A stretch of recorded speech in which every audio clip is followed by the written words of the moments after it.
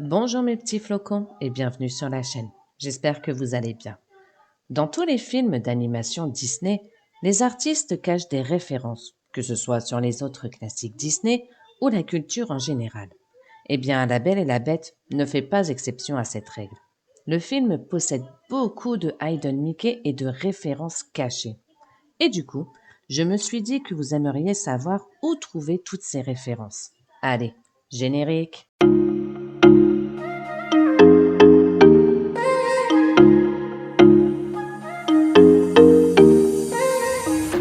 Et on commence dès le début du film avec l'apparition d'un animal que l'on connaît tous. Il s'agit de la mère de Bambi. Et si vous regardez bien cette scène, elle lève exactement la tête de la même façon que dans Bambi au moment où les chasseurs arrivent. Toujours dans le prologue, lorsque l'image arrive sur le premier vitrail, regardez juste en bas au niveau des moulures sur les murs. Celui du milieu forme une tête de Mickey à l'envers. Le livre que Belle lit près de la fontaine. Eh bien, c'est un livre qui ressemble étrangement à l'histoire de la Belle et la Bête. Et pour aller encore plus loin dans la ressemblance, une image de ce livre nous est même montrée. On peut y voir une fille aux cheveux bruns avec une robe bleue, ainsi qu'un château qui ressemble quand même à celui de la Bête. Toujours dans cette chanson, quand Belle sort de chez le libraire, eh bien elle passe devant trois hommes.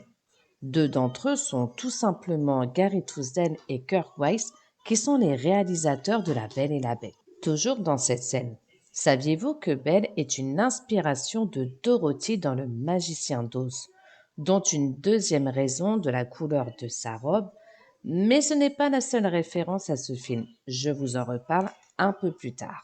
Quand Belle rentre chez elle, au moment où Maurice s'énerve de son invention, eh bien, regardez en haut à gauche dans les poutres. Il y a ce qui ressemble à des serviettes. Eh bien, elles forment une tête de Mickey. Les panneaux de signalisation que Maurice rencontre dans la forêt. Eh bien, les panneaux sont des références à la Walt Disney Company, mais aussi à Walt Disney lui-même. Et c'est ainsi que l'on peut y lire Anaheim, qui est la ville où se trouve le tout premier Disneyland, Valencia, où se situe la California Institute of the Arts, mais aussi Burbank, où se trouvent les studios Disney. Toujours dans la forêt, quand Philibert plonge sa tête vers le bas, on peut voir près de sa tête trois cailloux au sol. Eh bien, ils forment une tête de Mickey. Quand Maurice arrive devant les portes du château et qu'il ouvre ses portes, regardez bien sur la grille de gauche, il y a un Mickey caché. Lorsque Gaston se prend un vent par Belle et qu'il atterrit dans la boue, eh bien, regardez l'angle de ses fesses et ses pieds, ils forment une tête de Mickey. Dans la chanson Madame Gaston, au moment où Belle passe devant des buissons pour aller voir les poules, eh bien, dans les buissons, il y a des petites fleurs roses qui forment des têtes de Mickey. La scène dans laquelle Ben chante au sommet de la colline est un clin d'œil à la scène d'ouverture de la Mélodie du Bonheur. Quand Ben prend la place de son père en tant que prisonnière, eh bien, la bête conduit Maurice dans ce qui semble être un carrosse. Et quand il remonte les marches, sur le côté droit, on peut voir sur les briques une tête de Mickey. La bête est très portée sur l'art en général, qu'elle soit l'art de l'esprit comme sa bibliothèque ou encore l'art visuel comme les tableaux qu'il a dans son château. Et justement, un de ces tableaux est le célèbre tableau de la jeune fille à la perle de Vermeer. Lorsque Belle passe devant les cuisines pour avoir quelque chose à manger, eh bien, Lumière l'accompagne dans la salle avant de se retourner vers Big Ben. Eh bien, regardez le derrière de la tête de Big Ben. Son mécanisme forme une tête de Mickey. Dans la chanson C'est la fête, au moment où les assiettes sortent du placard, regardez bien celles qui sont en bas. Elles forment des têtes de Mickey. À la fin de la chanson C'est la fête, Lumière et Big Ben proposent à Belle de visiter le château. Et au moment où Lumière arrive près de la porte, on peut voir sur le mur une tête de Mickey très bien cachée. Dans la chanson Gaston, on peut voir derrière Gaston qu'il a une impressionnante collection de trophées d'animaux. Mais aviez-vous remarqué cet animal? Eh oui, il s'agit d'une tête de grenouille.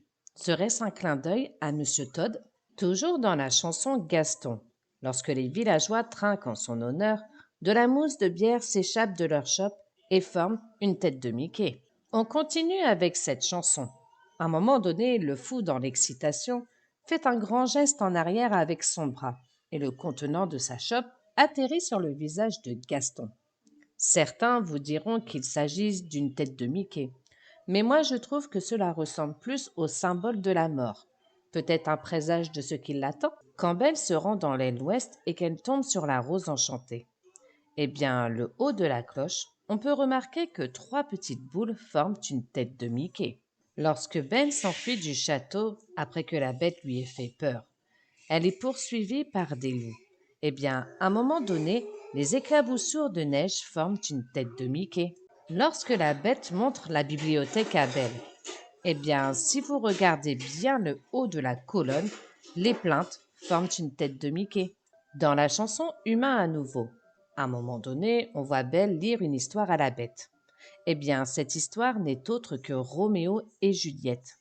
Encore un clin d'œil à la littérature. Encore une fois, dans cette chanson, lorsque l'on se trouve dans la chambre de Belle, on peut voir sur sa coiffeuse les objets nettoyer la poussière.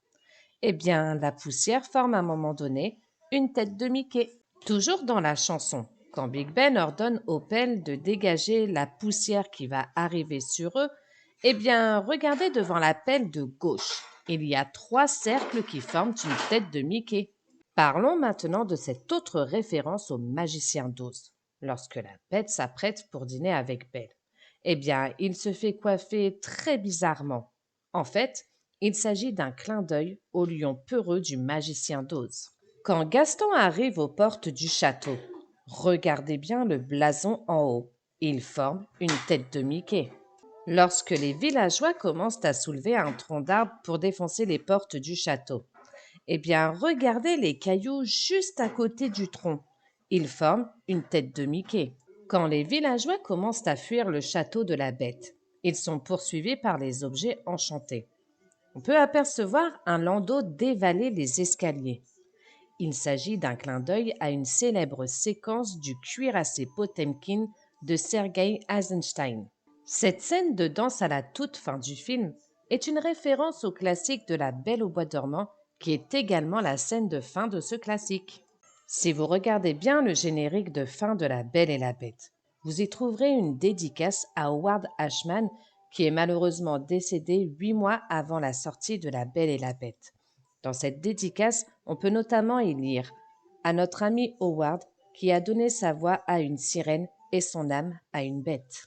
Il n'y a pas que dans La Belle et la Bête que l'on retrouve des Hidden Mickey ou références aux autres classiques Disney, mais on peut également retrouver des références de La Belle et la Bête dans les autres classiques Disney.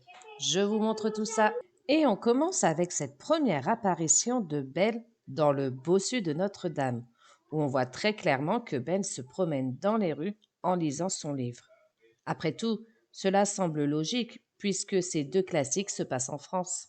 Autre apparition des personnages de La Belle et la Bête et qui n'aura échappé à personne dans le film de Tarzan. Quand les gorilles font de la musique sur les objets des humains, eh bien, à un moment donné, on voit très clairement Mrs. Samovar et Zip. Enfin, dans Aladdin, quand le sultan joue avec ses petites figurines, eh bien, si vous faites attention, l'une d'elles représente clairement la bête. Et voilà mes petits flocons, c'est tous les Hidden Mickey que j'ai pu trouver. Enfin, presque. En vérité, j'en ai trouvé beaucoup plus, notamment dans la chanson de Gaston, mais cela restait principalement avec les shops de bière. Et vous, aviez-vous connaissance de ces Hidden Mickey? La prochaine fois que vous verrez La Belle et la Bête, je suis sûre que vous aussi vous ferez attention à tous ces clins d'œil. On n'oublie pas le petit like pour m'encourager et surtout de vous abonner. Des bisous, une bonne journée et ciao!